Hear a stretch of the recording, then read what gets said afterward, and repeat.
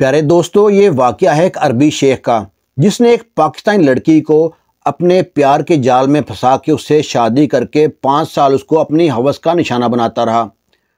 یہ جو عربی شیخ ہے بہت امیر آدمی تھا، پیسے کی کوئی کمی نہیں تھی، اس کے چھوٹے اور بڑے کئی ہوٹل تھے۔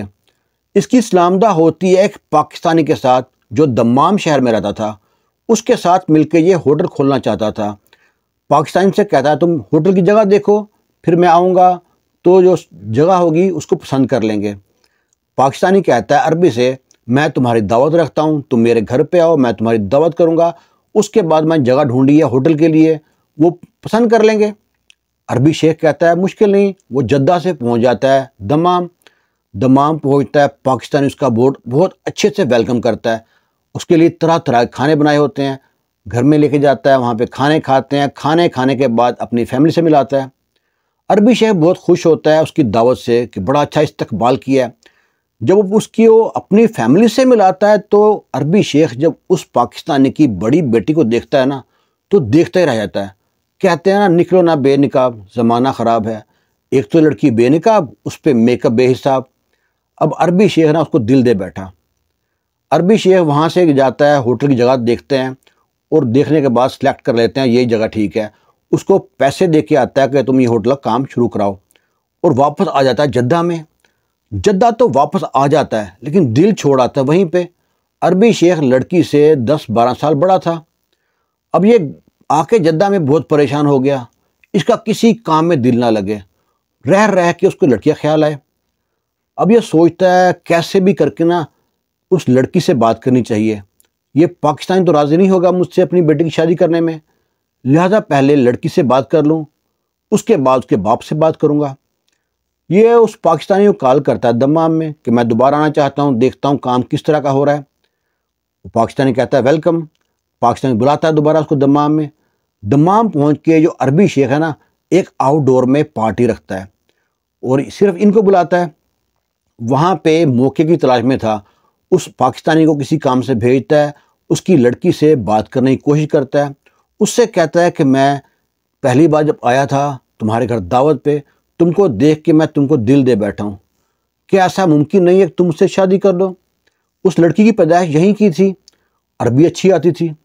لڑکی کہتی ایسا نہیں ہو سکتا، میری تو منگنی ہو چکی ہے میرے کزن کے ساتھ، شادی ہوگی اس کے ساتھ ہی۔ وہ کہتا ہے دیکھ تو میرے پاس آئے گی نا، میرے پاس پیسے کی دھن دولت کی کوئی کمی نہیں ہے، تجھے مہرانی بنا کے رکھوں گا، اور تو اور جو کاروبار شروع کر رہے ہیں تیرا باپ اور میں 50 کے پارٹنر ہیں، لیبر اس کی، پیسہ سارا میرا ہے، تو میں لہذا سارا کاروبار تیرے باپ کے نام پہ کر دوں گا، تو نہیں چاہتی تیرا باپ ترقی کرے؟ لڑکی اس کی چپنی چپڑی باتوں میں آ گئی۔ وہ کہتی ہیں تو کیسے شادی ہوگی، میرا باپ نہیں مانے گا۔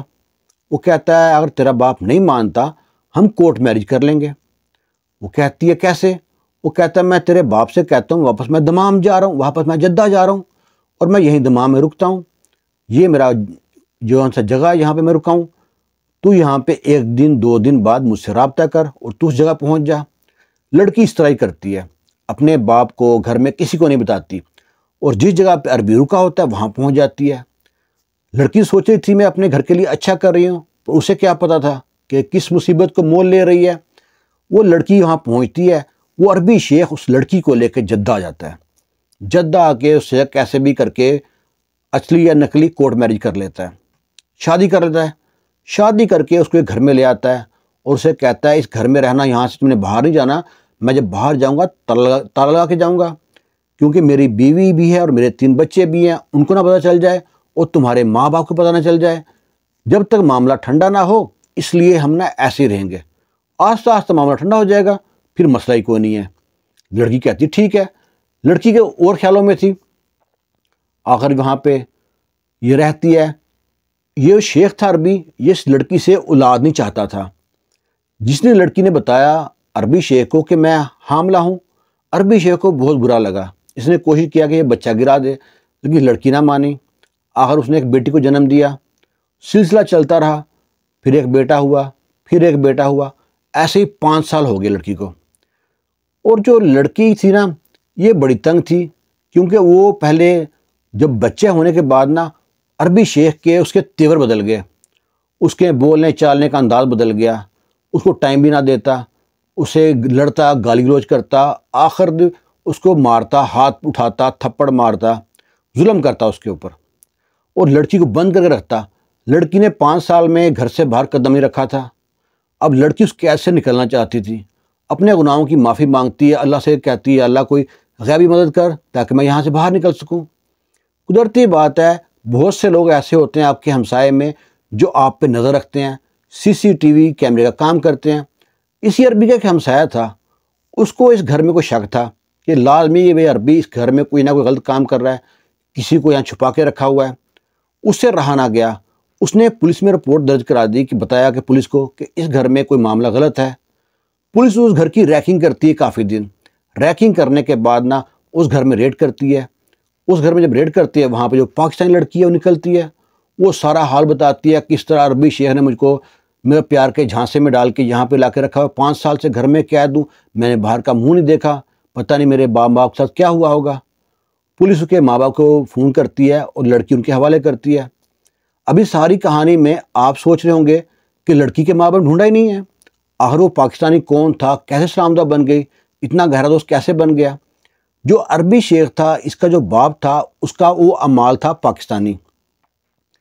اب اس کا جو باپ فوت ہو گیا تو وہ تنازل ہو گیا اس کے بیٹے کے نام پہ، اور وہ پاکستانی پہلے بھی کئی کاروبار کر چکا تھا۔ عربی شیخ نے تو اپنا کاروبار وسیع کرنے کے لیے اس سے ڈیل کی تھی۔ پاکستانی نے سب سے بڑی غلطی یہ کر دی، اس کو اپنے گھر میں لے کے چلا گیا۔ عرب کی جو سب سے بڑی کمزوری ہے عورت، اور وہ لڑکی بڑی خوبصورت تھی، بڑی پیاری تھی۔ اور تو اور جو بلوچی یہاں پہ ایک وقت پہلے، بہت پہلے بلوچی آ چکے تھے یہاں پہ، اور انہوں نے اپنی فیملیاں بلا رکھی تھی عمرے کے ویزے پہ، ان کے پیپر کوئی نہیں تھے، صرف اس بلوچی بابا کا جو رحیم چاچا تھا اس کا صرف بنا ہوا تھا اقامہ۔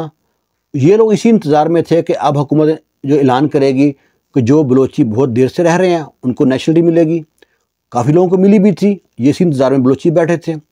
اب لڑکی کے پیپر تھے نہیں، اور یہ عربی شیخ تو تھا، اس کے باپ کو دلاسا دیتا تھا، پریشان مت ہو، میں ٹرائی کر رہا ہوں، میں ڈھونڈ رہا ہوں تمہاری بیٹی کو، اور سارا کاروبار اس کے نام پہ کر دیا۔ وہ پاکستانی بھی خاموش ہو گیا، وہ سوچ لیا شاید کہیں لڑکی کہ کچھ غلط کام ہو گیا، لڑکی مر گئی ہے، کھپ گئی ہے، کوئی ایکسیڈنٹ ہو گیا، یہ سوچ کے اس کو ایسے کہانیوں میں عربی نے ڈال دیا تھا۔ لیکن ہے کہ ایک پلان انسان کرتا ہے، ایک پلان اللہ کی ذات کرتی ہے۔ اس لڑکی کی بیوقوفی کی سزا اس کو مل گئی، لیکن ہے وہ جو عربی تھا اس کو جب سزا ملی، اس کو حکومت نے اپنے شکنجے میں پکڑا نا، جب اس سے اگلی پچھلی ساری کسر نکال دی۔ سعودی عرب اس لیے بہت اچھی کنٹری ہے کہ یہاں پہ جب قانون کی گرفت پکڑتی ہے انسان کو تو کوئی یہ نہیں دیکھتی ہے کہ امیر ہے یا غریب ہے، جو قانون امیر پہ لگتا ہے وہی قانون غریب پہ لگتا ہے۔ یہ ایک واقعہ تھا، اس کے بارے میں اپنی رائے ضرور دیجیے گا۔ خوش رہیں، شاد رہیں، آباد رہیں۔ اللہ حافظ۔